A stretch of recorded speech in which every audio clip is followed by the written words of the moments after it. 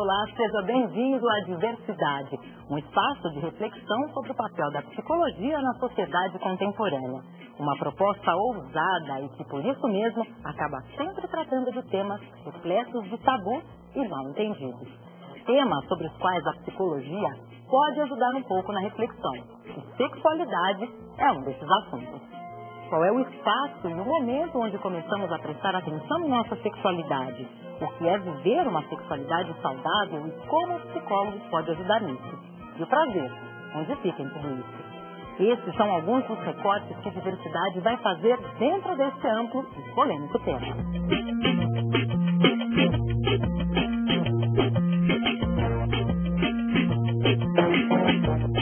No programa de hoje você vai ver. Na opinião, Edna Peters Carrali fala sobre o papel da psicologia no processo de compreensão da sexualidade.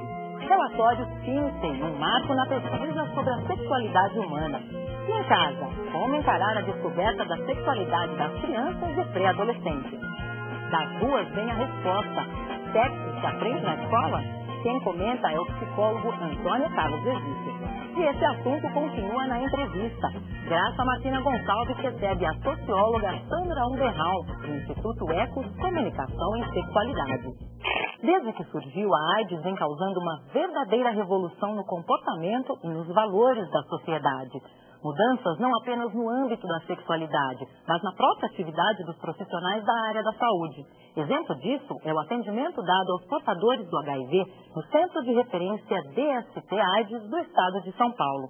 Devido às necessidades específicas desses pacientes, psicólogos, médicos, enfermeiros e assistentes sociais estão trabalhando cada vez mais em conjunto e percebendo que o ambiente hospitalar não é o único nem o melhor lugar para tratar corpo e mente. A psicóloga Tânia Regina de Souza trabalha no tratamento de portadores de HIV desde 1989. Mas há 10 anos ela acompanha esses pacientes de uma forma diferente, através da assistência domiciliar. Eu que já me formei há muitos anos, eu aprendi aquela coisa de consultório, sem interferência, sem barulho, com privacidade, a questão do sigilo, o divã, Quando você vai no domicílio, não tem nada disso, Quando eu comecei a fazer esse trabalho, eu me sentia muito frustrada, porque eu não conseguia aplicar nada daquilo que eu tinha aprendido na faculdade. Hoje, para mim, está claro, que eu tendo um paciente que quer falar, seja através do silêncio, da linguagem corporal ou da linguagem oral mesmo, eu posso fazer um trabalho de psicoterapia. A equipe de assistência domiciliar é formada por psicólogos, médicos, enfermeiros e assistentes sociais. Esse trabalho em conjunto, multidisciplinar, é uma necessidade que surge da própria doença. Segundo Tânia, o tratamento da AIDS é complexo, afetando todas as áreas da vida do paciente. Então é muito importante que não só o psicólogo, mas que todos os profissionais tenham uma escuta, muito ativa para poder dar conta de toda a demanda do paciente. Uma das áreas mais atingidas na vida do portador de HIV é a própria sexualidade. Existem alguns trabalhos que mostram que o principal medo do portador do HIV/AIDS é contaminar a pessoa que ele se relaciona afetivamente. Então, muitos chegam até a abstinência total. E o que a gente procura trabalhar é o conceito amplo de sexualidade, que é o carinho, que é o afeto, e não só a questão da prática do ato sexual. Uma das muitas casas visitadas toda semana é a da Luísa Maria da Conceição, que cuida da sua filha, Maria Conceição Araújo. Para os membros da equipe, esse trabalho em conjunto e a visita à moradia do paciente contribui tanto para o tratamento quanto para o aprimoramento profissional. Um depende do outro, na realidade, O médico prescreve, a gente faz a nossa prática de enfermagem, E a gente trabalha muito bem, a psicologia, a assistente social, a gente trabalha em conjunto. Realmente nós somos uma equipe, Tânia também auxilia os familiares ou qualquer pessoa que esteja envolvida no cuidado com o paciente. Para a dona Luísa, esse acompanhamento psicológico é fundamental para enfrentar as dificuldades do tratamento de uma doença tão difícil como a AIDS. Para mim é ótimo, porque quando eu converso com ela, Parece que eu fico aliviada, porque se ela estiver falando, eu escuto bem o que ela está falando para poder responder, né? Porque a cabeça está fraca. A doença, ela atinge todo o contexto familiar. Então, quando você vem no domicílio, fica impossível você lidar só com o paciente. Qual o papel da psicologia na compreensão da sexualidade? Caberia ao psicólogo apenas a tarefa de levar informações para seus pacientes? Não é isso que pensa Edna Peters Carrali. Para ela, o trabalho do psicólogo deve ser mais amplo. Edna é doutora em psicologia pela Universidade de São Paulo e é professora da graduação e da pós da PUC de São Paulo. Entre seus trabalhos publicados está Metodologia do Trabalho Socioeducativo com Famílias, roteiro comentado, lançado pelo Instituto de Estudos Especiais da PUC São Paulo, em 2004. Falar sobre sexo envolve eu trabalhar com o meu corpo, com o corpo do outro, o sentido que esse corpo tem para mim, o sentido que tem para os outros, como que ele é nomeado, como ele é lidado, tanto no âmbito privado quanto no âmbito público. Que coisas eu posso fazer comigo mesmo e com outras pessoas? Todas essas questões envolvem trabalhar com a sexualidade. Tomemos como exemplo a questão, por exemplo, da sexualidade no jovem e na adolescência. A nossa sociedade considera que o jovem está pronto para a reprodução e pronto para a sexualidade. Então, é nesse momento que a nossa sociedade considera que tem uma explosão da sexualidade. Na realidade, ela já começou antes desse jovem nascer. Ele simplesmente agora tem uma permissão da sociedade, porque o seu corpo está mudando e, portanto, ao estar mudando, ele pode exercer aquilo para o qual uma das funções do nosso corpo está determinada, que é a reprodução da espécie. No entanto, esse caráter de reprodução da espécie não tem um caráter só biológico básico, como era na sua origem, porque ele tem um processo simbólico, tem um processo cultural. Aquilo que será possível e permitido de ser exercitado em corpo-sexualidade vai depender do quê? Vai depender da própria pessoa, de como ela foi construindo ao longo da sua vida, do grupo social no qual ela está inserida e da sociedade no qual este grupo que ela está inserido faz parte. São essas questões que no cotidiano do trabalho do psicólogo devem ser incorporadas e refletidas. O trabalho do psicólogo não é informar sobre sexualidade, sobre o corpo, sobre as funções e possibilidades reprodutivas e das possibilidades de adoecimento ou de manutenção de saúde ao longo da vida sexual.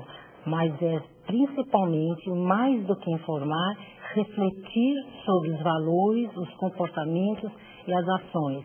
E nessa reflexão, construir junto com as pessoas projetos de vida mais saudáveis. Os anos 60 marcaram o mundo pela chamada Revolução Sexual. E os Estados Unidos, assim como a Inglaterra, estiveram no centro dos acontecimentos.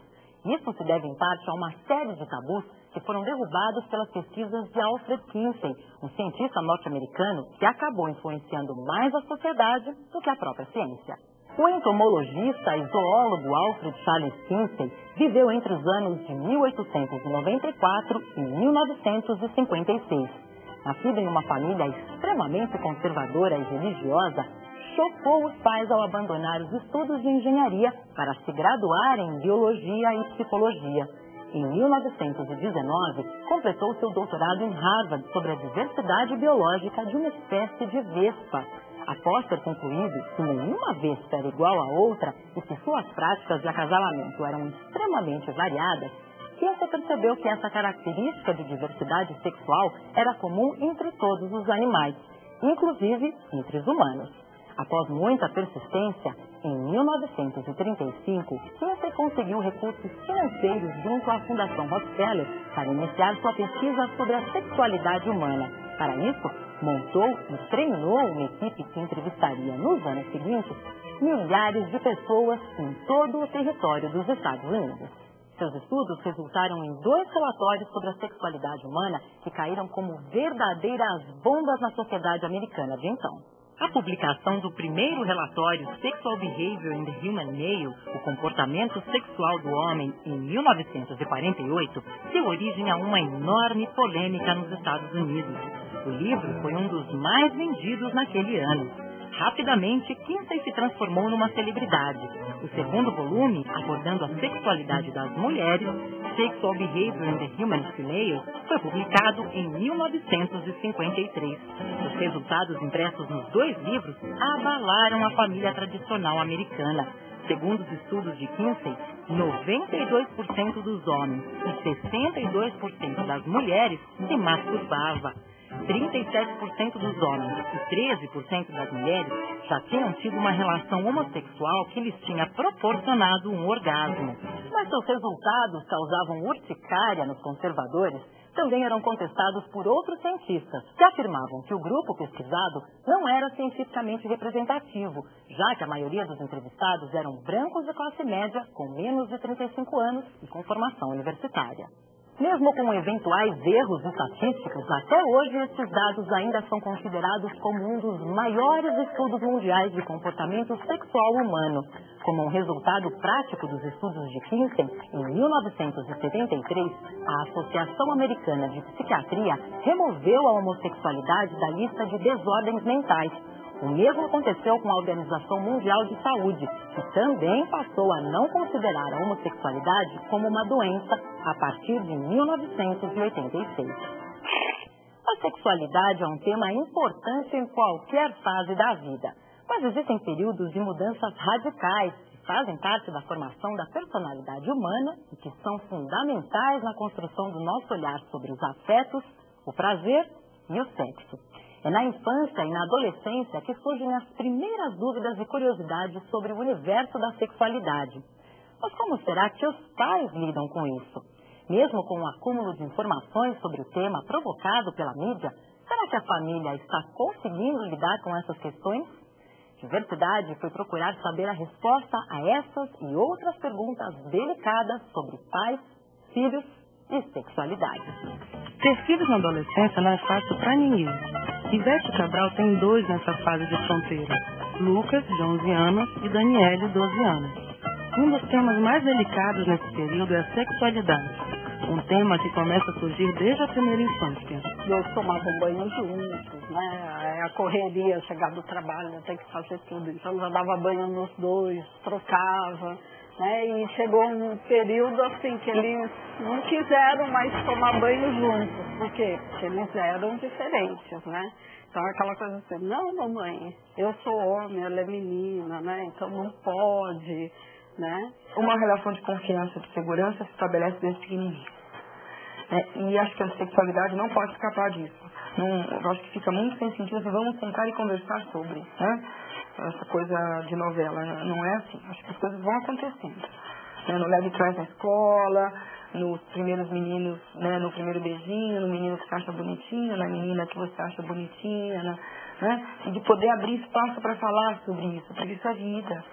Sexualidade é instinto de vida, não pode esquecer disso. Nada de namoro escondido, né? Outro dia a gente ainda estava conversando isso. Nada de ser nada escondido aqui, né? Porque eu acho que a gente tem que assim, ter uma vida aberta, sabe? Não nada de fazer nada escondido. Né? A gente conversa sobre isso também. Né?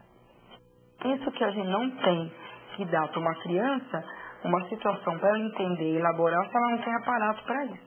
Nem cognitivo, nem emocional. É só uma questão de respeitar o desenvolvimento. Faz mal, arromba a cabeça, sabe? Traz efeitos ruins. Então, não acho que a mídia seja, não tem nada a ver. Agora, você tem o controle remoto, né? Você está dentro de uma casa, então passa pelos pais, passa pela família. A gente tem essa preocupação, sim. Não é tudo que eles veem, né? Mas a gente explica o porquê. Né? Não é simplesmente você não vai assistir, é explicar o porquê, né? Porque que não é apropriado para a idade deles, eles vão descobrir isso mais tarde, né? Então não é simplesmente desliga, Eu acho que eles são certos. Eu não gosto de assistir. Eu troco de canal, eu não assisto. Eu fico meio nervoso, né? Porque curiosidade. E você chegaste a falar sobre isso com ele? Tem curiosidade de ver? Já. E como foi? Pai. Ele brigou comigo. Mesmo com os pais conversando sobre o assunto e a mídia divulgando informações sobre as consequências de uma relação sexual precoce e desprotegida, os casos de AIDS e de gravidez na adolescência continuam aumentando. O problema parece que está muito além da informação.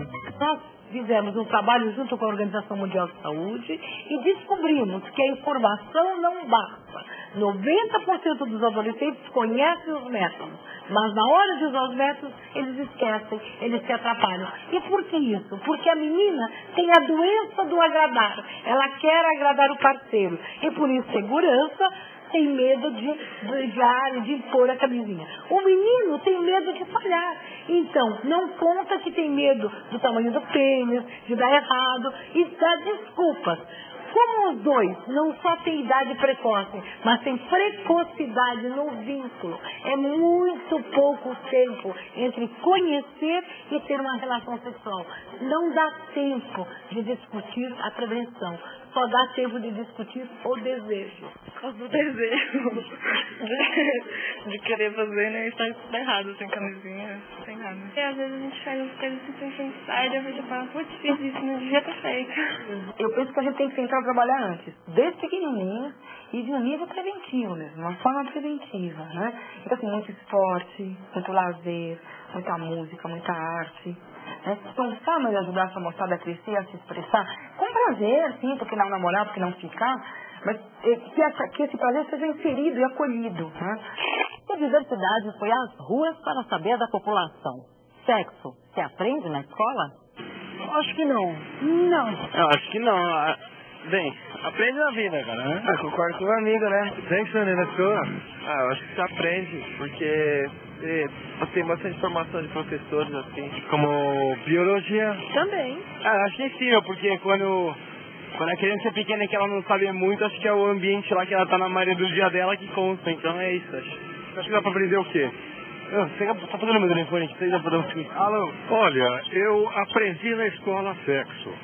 Quando era um tabu tremendo, isso eu digo na década de 50. O professor chamava mais de sociologia e não de sexologia. Acho que a escola dá uma base suficiente para a vida sexual? Não. Na escola eles só ensinam doença, camisinha, modos conversativos, essas coisas, tá? Os professores não ensinam muito sobre sexo. São os alunos que um falam pros outros as piores coisas. Mas a parte teórica, né? Curiosidade, aprende com os amigos, pergunta para um, pergunta para outro, desse jeito, daquele jeito, e depois a prática no dia a dia. Sexo é vida, sexo é de casa, desde que você nasce, até a tua vida você está aprendendo e reaprendendo. Não é na escola com teoria que você vai aprender. Aulas de educação sexual sempre são interessantes no colégio, mas é mais dos pais mesmo, né? Da convivência e do assunto ser abertamente discutido. Diversa também programas assim, propagandas, também ensinando as jovens a fazer mais. A ensinar, né? E para comentar essas ideias que fazem parte do senso comum das populações urbanas, a Universidade convidou o psicólogo Antônio Carlos Egito. Egito é membro fundador da ONG GTPOS. Entre suas publicações estão Sexo, Prazer e Riscos, lançado pela Saraiva em 2005, e Orientação Sexual na Escola, um projeto apaixonante, publicado pela editora Cortez em 2003. Eu vi por alguns depoimentos que a visão que a gente tem de como discutir essa questão da sexualidade na escola, às vezes é muito restrita. Por exemplo, tem uma pessoa que fala que sexo é biologia. Não é biologia. Sexo é também biologia. Mas sexo é comportamento, sexo é sociedade. Sexo é uma visão muito mais ampla, envolve coisas muito mais amplas, envolve história, envolve todas as áreas do conhecimento. Tanto até que a orientação sexual, como nós chamamos do tema transversal que está nos parâmetros curriculares nacionais, é justamente um tema para ser abordado em todas as áreas de ensino, né? Então é muito importante que o professor se capacite para poder trabalhar, para poder discutir sexualidade com seus alunos. Realmente não é fácil lidar com a sexualidade na escola, porque exige capacitação, acompanhamento contínuo. Os projetos que a gente desenvolve com as escolas, tanto públicas como privadas, é nessa linha de dar uma formação básica para o professor e acompanhar o planejamento e a execução das ações para que ele sinta respaldo para o trabalho que ele vai desenvolver com os alunos. Porque de fato envolve ele conhecer um pouco de cada aspecto do tema, e por isso não se restringe a questão das doenças apenas, ou a questão dos métodos anticoncepcionais, como eles colocaram aqui. Não se trata apenas de discutir que é importante fazer sexo com camisinha, porque já se falou 580 mil vezes, todo mundo no Brasil já ouviu uma campanha, uma propaganda, como alguém se referiu também.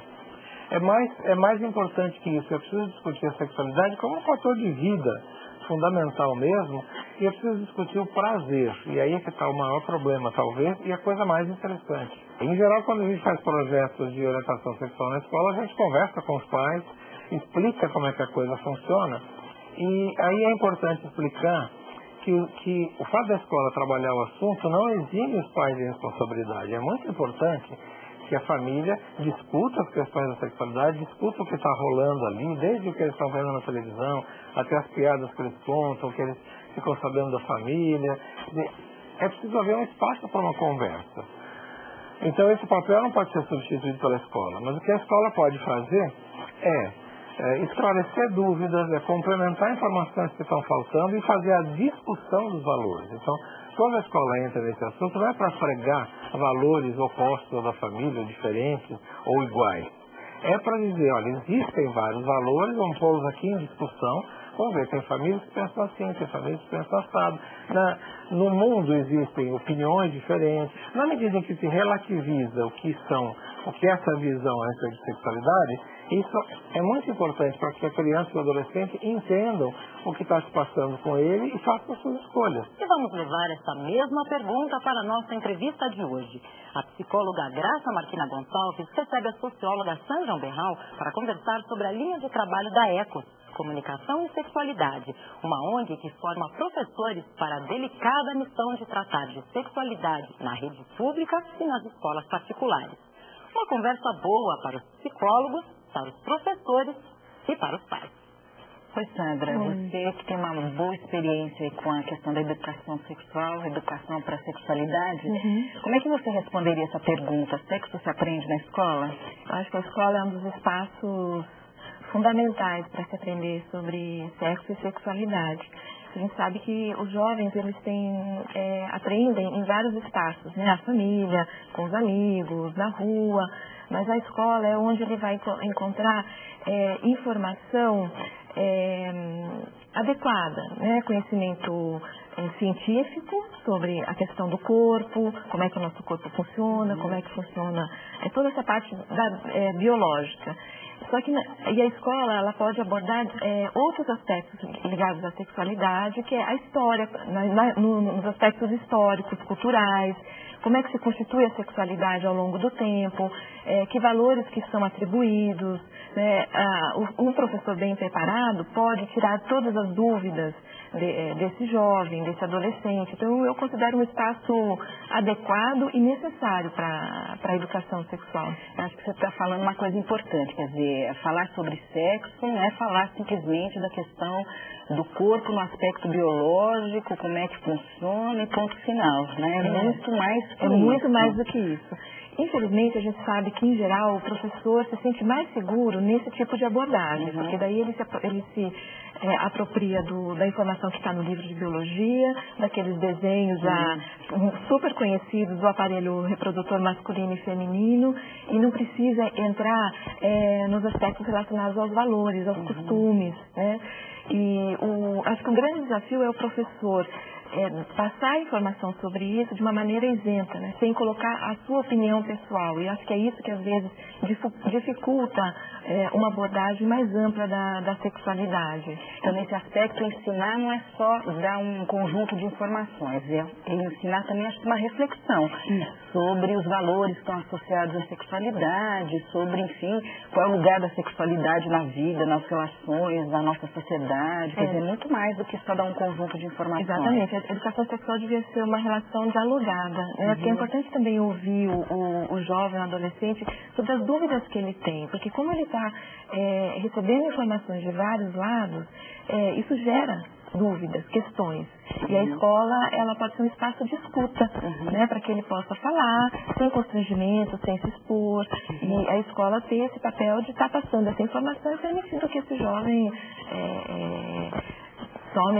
faça a sua escolha, saiba o que é melhor para si, saber que é importante conhecer o corpo, se cuidar, valorizar o corpo. Eu acho que isso é fundamental. Quando você passa a tratar a sexualidade, o sexo em si, só associado a cuidado, a prevenção, e algo que a gente sabe que é fonte de prazer, você cria uma dissociação, uma cisão aí, onde isso traz mais confusão do que ajuda. Né? E acho que nesse contexto aparece também a questão da diversidade sexual. Ah, bem lembrado. Me parece que é uma abordagem da sexualidade que tem que compreender, na verdade, que é natural no sentido de que é possível, né? Embora não seja natural, seja uma vivência que tem a ver com as relações, com o momento histórico, com a forma como as pessoas se desenvolvem, entendem a vida, né? Então, acho que essa questão que precisaria talvez ser mais trabalhada, né? A sexualidade, como você até apontou isso, ligada ao prazer, a uma possibilidade de relacionamento saudável, afetivo, importante, e não necessariamente uma distorção, uma normalidade, uma coisa que tem regras já pré-estabelecidas que não podem mudar. E como a nossa sociedade valoriza certos aspectos no momento histórico, porque a homossexualidade, por exemplo, ela existe há séculos, né? E ela tem diferentes abordagens e valorização em diferentes culturas ao longo da história. Então, fazer uma discussão sobre isso é muito importante. Compreender como é que a sociedade se organiza, como é que ela define as coisas, por que isso acontece, por que alguns valores são mais positivos, outros não. Tem que ser assim? Não tem que ser assim. O fato de, ao longo da história, a gente perceber que as coisas mudam, por exemplo, a questão da virgindade, né? Era um valor fundamental, né? Que até previsto na lei, né? E hoje isso, felizmente, não é mais assim, né? Não é dessa maneira. Então, compreender por que era assim, por que tinha esse valor, né? O que isso representava naquela sociedade. Isso ajuda a entender como é que a sociedade funciona, como que também é possível mudar esses valores, né? As coisas não são assim desde sempre, né? Acho que é encarar a sexualidade como parte da vida, né? E querer mesmo, né, trabalhar para que ela seja uma coisa vivida com prazer, né? Exatamente. E, enfim, enfrentada de uma maneira aí bem importante. Né? Tá bom, Sandra, obrigada. De nada. É isso, diversidade fica por aqui. Espero por você em nosso próximo encontro. Até lá!